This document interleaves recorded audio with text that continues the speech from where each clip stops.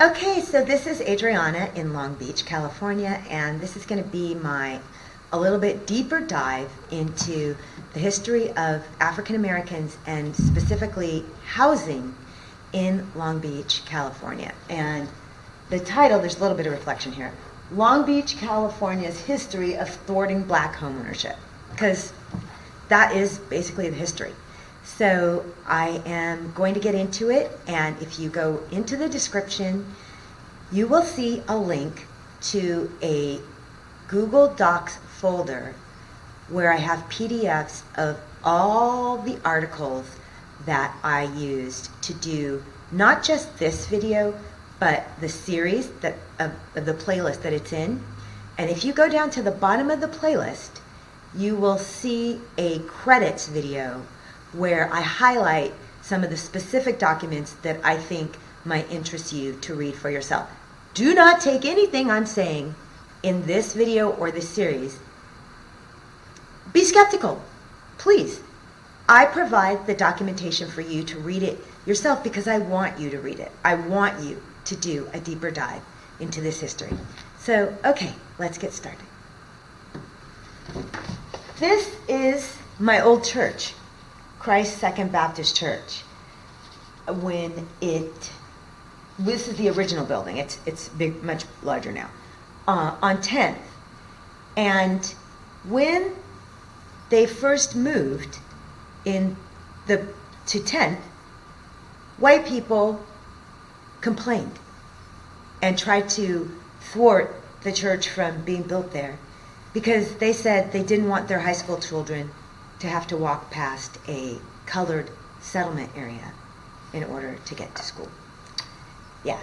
In 1900, Long Beach had 22 African Americans living in the city. But that steadily grew.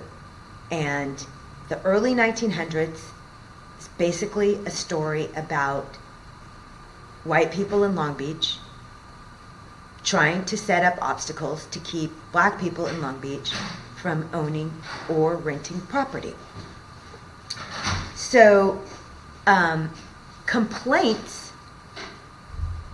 by whites against other whites that the only reason you sold that house that you owned or that piece of property that you owned, or the only reason you rented that piece of property that you owned to an African American was not because money is green, but because you're trying to get back at the neighbors over some disagreement, squabble that you guys had. And I am going to oppose the sale in the courts because I think it's an antagonistic sale. Another example, I told you about the church moving. White residents on the west side of Long Beach tried to get the city council to not sell a piece of land to W.E. Myers. This is a piece of land that was annually leased to Myers for black picnics and celebrations like 4th of July and stuff like that. So he's like, why am I leasing it every year? I should just buy it. And he was a developer and he was going to build the Black Coney Island.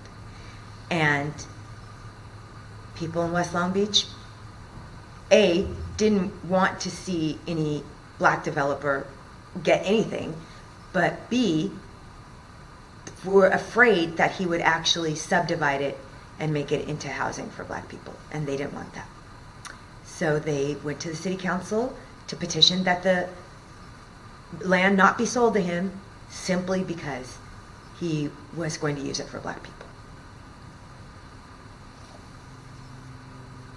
So in California in general, African Americans actually had a higher percentage of home ownership than they did in the rest of the country. The thing is where they were allowed to own homes. There were prohibitions against African Americans buying homes in the nicer parts of town in the 1920s. And I want you to hear this. When a black doctor or a black lawyer or somebody with, some money would buy a piece of beachfront property in Long Beach, which was considered desirable. The rumor mill, now this is before the internet, right? This is the 1920s. So when I say the rumor mill, I'm talking about opinion pieces and articles in the newspaper that everybody read, would say that the only reason that that person who was black had the money to buy that property was that they had financial backing from Wall Street. That's code for Jews. That's code for Jews in New York trying to disrupt what white people have going on in California by bringing in non-whites. So that trope may sound familiar because it's not new.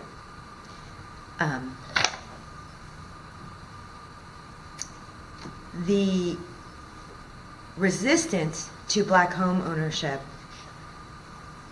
carried over into violence. In order to avoid violence, the black leaders in Long Beach actually went to a city council member and had a meeting with him and told the council member, so the council member goes to city council and says that he had a meeting with the black leaders and that they wanted to cooperate with the city to preserve the racial harmony which had always existed here. So they had to placate and say, no, we're really not interested, even if we could afford it, in having homes in the nicer areas. Because the threat was violence. So that's the 1920s, and I thought that part would be quite interesting to you in lieu of some of my other videos. This is Ernest McBride. You know McBride High School up on the border of Long Beach and Lakewood? It's named after Ernest McBride. In the 1940s. He started an NAACP chapter here in Long Beach. It was him, Nathan Hawley, L.J. Jones, and Roscoe Hayes. And they pretty much initiated well, those are all men, but I guarantee you, even though the women aren't named, there were plenty of women involved deeply. They pretty much initiated the nascent civil rights movement in Long Beach, and their first targets were housing discrimination, employment discrimination, targeting the Long Beach PD, same as it ever was, and restrictive covenants in Lakewood, Bixby Knolls, and Los Altos. Now, blacks were having a come up in Long Beach in the 1940s because after World War II, during World War II, the U.S. military was desegregated. This meant that blacks weren't just in menial tasks in the Army, Navy, Air Force, Marines. They got actual training that they could use to get better jobs when they got out of the service, and they got, though unequally, access to the GI Bill once the war was over. So they were in a better position to purchase homes, which was at that time the stepping stone to getting into the middle class. And with the defense industry the defense industry in the form of the Navy here in Long Beach, there were jobs for them. Well, this is the 1940s. So while they're having a come up, there is pushback to the come up, and the pushback is frequently violent. With this progress came the most violent of all reactions in the form of firebombing the home of blacks who had recently purchased residence in more desirable areas, vandalizing the properties of prominent black professionals, and threatening other blacks with bodily harm. This is the 1940s. In my other video, Why Black People Can't Have Nice Things, I gave a lot of examples from the early 1900s. This type of behavior did not stop then. It continued. The press telegram itself noted there are only 2 open neighborhoods north of 10th Street and east of Atlantic Avenue, south of Willow Street and west of flood control area, where blacks can live in peace. Press-Telegram even reported that at the time. So let me reemphasize that what typically happens in highly segregated cities is that the parts of the city where non-blacks live end up getting a lack of resources and divestment. They go downhill because of that, and then they're considered blights, and then the city comes in and says, we're going to do redevelopment, and snatches all those people's homes for under the market value, and that's a form of black wealth theft. Or they just stay blighted, for whatever amount of time, right? And I'm bringing this up because of my other video about the inclusionary housing policy that Long Beach is going to institute starting in January 2025, which is trying to break this cycle. So I encourage you to watch that video. So this is my dear friend and church sister, Michelle Dobson, Esquire. And in this photograph, she is being celebrated having completed a very successful tenure as the first ever African-American president of the Long Beach Rotary. What has this got to do with the history of black people in Long Beach? In the 1940s in Long Beach, while blacks were having this come up that I just mentioned, social clubs sprang up across Long Beach in reaction to the lack of opportunity to join white social clubs. The Bulls, the Exclusive 12, Entre Nous, and the Veterans of Foreign Wars lit the social landscape as more politicized groups such as the Urban League and the Congress for Racial Equality began to mount campaigns for economic and political equality. So her tenure was from 2023, and I think from 2023 to 2024. I don't know exactly what month you pick up and put down the gavel, and she was the first African American president of the Rotary Club. What I'm talking about, the exclusion of blacks from white social groups, was in the 1940s. Now, from TV and whatnot, you might think of social groups as ladies sitting around having tea. But social groups are integral for networking. If you look at my video in this playlist of a walkthrough in a typical Lakewood neighborhood, my friend Chuck walks me on his block and points to homes that the home itself is generational wealth. And you'll hear him mention that one lady homeowner on the block is a real estate agent, and because of her being a real estate agent and her connections, she was able to get homes for her adult children on the same block, and she was also able to get multiple properties for family members. When you have entree into a social group, the networking that goes on there has a material impact on your finances. That is why African Americans wanted entree into the social groups that the whites had, for that material impact benefit, and to show that they were, equal and whatnot. It was not allowed. So we do have freedom of association in the United States, and I'm all for that. I really am. But I just want to be clear when we talk about social groups, what we're talking about and what that meant for African Americans in the 1940s. So by 1944, the African American population in Long Beach had grown to 6,000. They were a substantial part of the 85,000 people who came to Long Beach between 1940 and 1946. Why did they come? Because there were jobs. Within the region, by 1943, 200,000 people were working in the war industry. And much of that was based here in Long Beach with, for example, the Naval Shipyard. The problem was housing was scarce.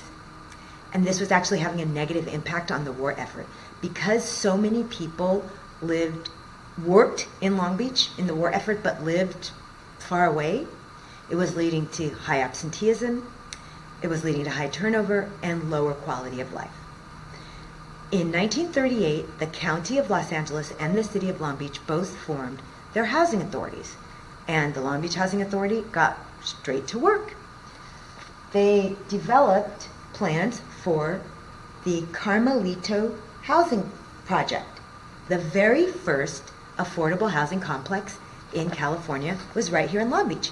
It's now known as Cabrillo. I'm sure if you're from Long Beach, you've heard of it. It's 27 acres, and it ended up in total being 1,900 housing units. But it started out with 1,000 housing units, and even at the time, the Eugene Weston of the County Housing Authority announced that the 1,000 units, but said that they would be a mere splinter in the actual need. And that even worse, housing demand was not slowing down. In fact, evictions were so rampant that families were doubling and tripling up, house sharing, and by 1944, evictions were so rampant that families were doubling and tripling up in houses. This is called resorting to house sharing. So, why was resorting to house sharing considered a problem? Because tuberculosis in the 1940s was running rampant. In the 19th and early 20th centuries, consumption, as tuberculosis was called, killed more Americans than any other contagious disease. This was before the streptomycin therapy had been developed, right? But in addition to that, remember the Spanish flu from 1918 to 1919? It killed 1/6 of the world's population. So if it is 1940 and you are 30 years old, in 1920 you were 10 and you remember grandma, auntie, and whoever else dying from the Spanish flu. So even at the time with consumption, Long Beach had its own sanatorium for people with TB. That's how rampant it was. This was a business, not a public hospital.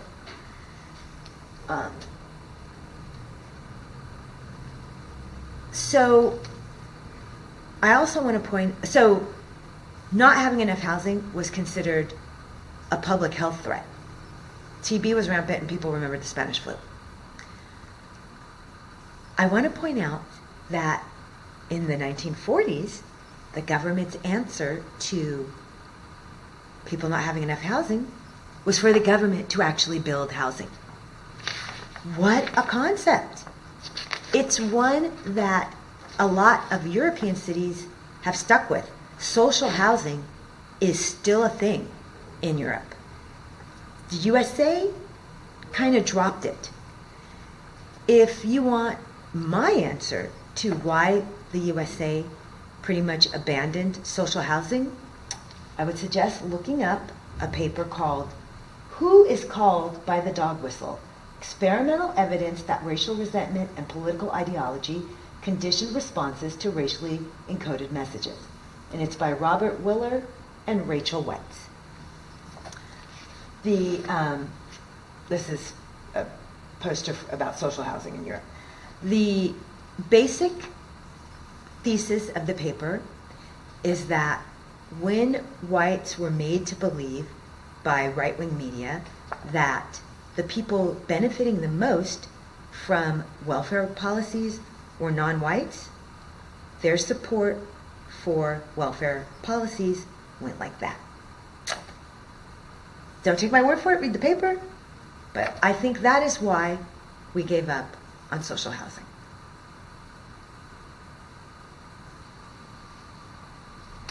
So, Cabrillo became Cabrillo. And Cabrillo is housing for people who are veterans, who were homeless, and housing for people who were on the border of being homeless. It's a nice complex. You should drive by sometime. But it was not inevitable that Cabrillo was going to be kept as affordable housing. In fact, the city tried to make that not the case. And I want to get into that history a little bit. We talked about the 1940s, so let's jump to 1953.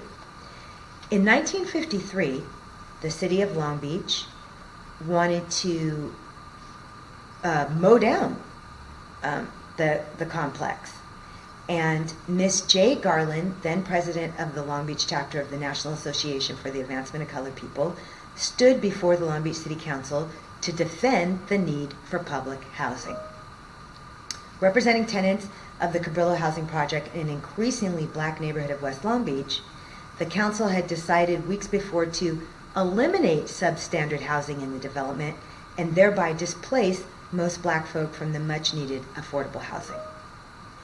The council's suggestion, wait for it, was that they be moved to another affordable housing complex called Truman Boyd Manor as vacancies arise. So they did not have enough housing for all the people they would have displaced because they weren't interested in that. They were interested in getting rid of the black people that lived there.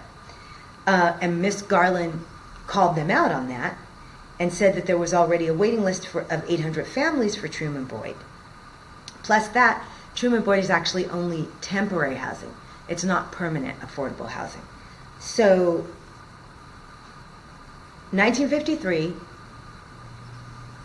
because it's mostly black people, the neighborhood doesn't get investment, then it's called a blight, then the city tries to mow it down. It did not get mowed down. But then the 1980s, Cold War,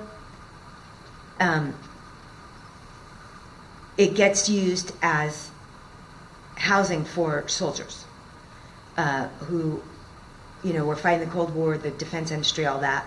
They come back. Then in the late 1990s to early 2000s, the city of Long Beach redeveloped the land for affordable housing for veterans and people on the border of being homeless.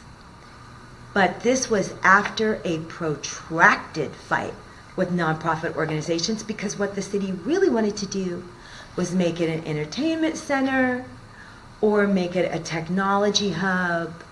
They wanted to do anything but keep affordable housing there for non-whites.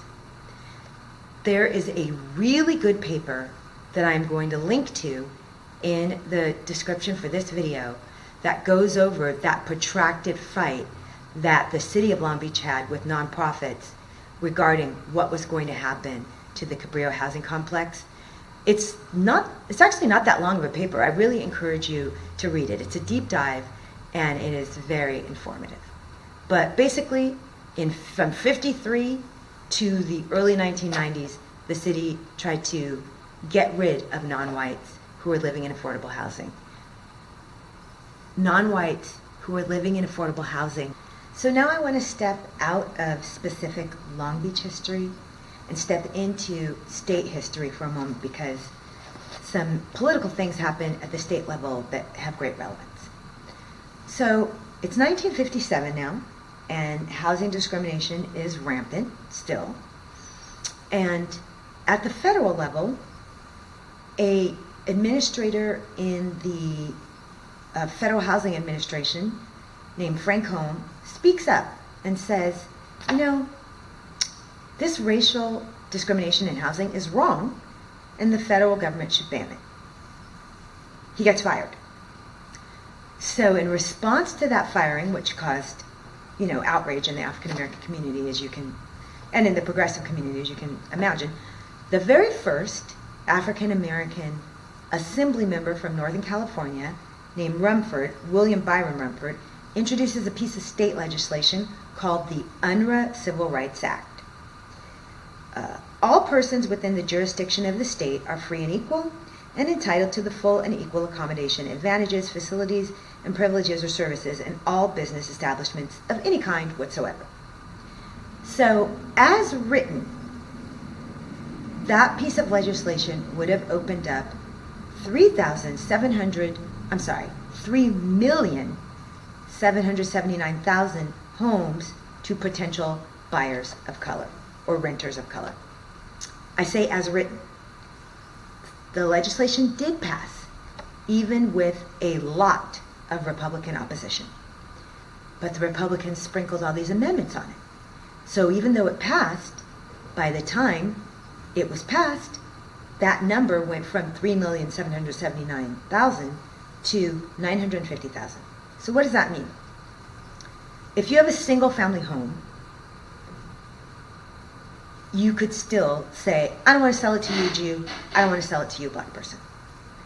But if you were, remember, Byron is from Northern California. If you lived in an old Victorian that you had cut up into 4, and you lived in one of the units, even though only one of the units was your spot, you could say the other 3, I don't want to rent to you, Jew. I don't want to rent to you, black person. Only if it was an actual multi-dwelling apartment unit built as such was it considered eligible for the Unruh Civil Rights Law. The majority of private homes were exempted, including a duplex where the owner lived in one of the units and a fourplex where the owner lived in one of the units. Those were considered private homes.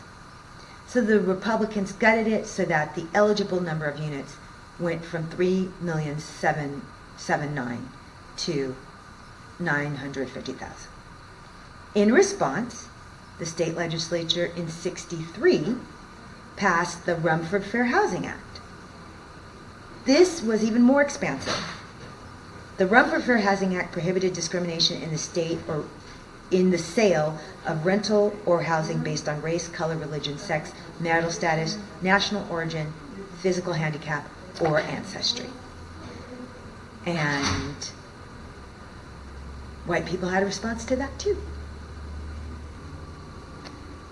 In response to the Unruh Civil Rights Act, Proposition 14 was put on the ballot. Proposition 14 blatantly stated that people could choose not to sell their homes or rent their homes to whoever they felt like it for whatever reason, including discrimination. In the marketing material for the proposition, they said that the mission was the promotion, preservation, and manipulation of racial segregation as central rather than incidental or residual components of their profit-generating strategies. Who is the there in that sentence? The proposition was spearheaded by the California Real Estate Association, in addition to a bunch of conservative groups. Now, I want to say that I'm going to put in the description a link to an interview with the current president of the California Real Estate Association, because they made actually a formal apology for their participation in bringing Proposition 14 to the fore and for their long history of being agents of inequality. Just as an aside, Ronald Reagan used Proposition 14 as a stepping stone in his run for governor of California. Yes, he did. Despite strong opposition from civil rights groups and fair housing advocates, Proposition 14 passed by 2/3 to 1/3 in the state of California, including in Long Beach. So let's think about that. That was in '64. If a voter was 35 years old in 1964, that voter could still be alive. That voter could be 95 years old now. So if your white grandpa grew up in California and he is between the ages of 90 and 95, he very well could have been one of the 2/3 of Californians who voted yes on Proposition 14, including 2/3 of Long Beach voters. I'm pointing this out to say The past is not past, it's prologue. 1964 was really not that long ago in terms of its implications. In 1966, the United States Supreme Court was like, what are y'all doing? This is completely unconstitutional. And it was struck down. I want you to look at my video on blockbusting to show what the realtors did in between 64 and 66. It's called blockbusting, and woo-wee. So that is it for my history of Black people and housing in Long Beach video. I encourage you to watch the other videos in this playlist, and I encourage you to go into the description and look at some of the links to the source material. But my overall point remains the same. The past is not past, it is prologue. These things happened in the past, yes, but they absolutely positively have implications for today, right now, what is going on in terms of racial inequality.